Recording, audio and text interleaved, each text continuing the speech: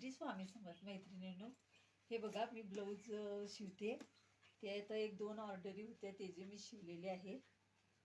हे पाठीमागं बघा आरी वर्क केलंय आणि हा पण खूप सुंदर डिझाईन केलेला आहे. त्याच्यात वर्क आरी वर्क आणि झालंच तर आम्ही ह्या आरी वर्कच्याच ह्याच्याने आम्ही लटकन केलेले आहेत. हे बघा, अशी मी भरपूर वेगवेगळ्या प्रकारचे ब्लाऊज शिवत असते. हा बघा, हा सेकंड ब्लाऊज. याला चौकोनी चेक्सचं काठ वगैरे लावून अशी फॅशन केलेली आहे.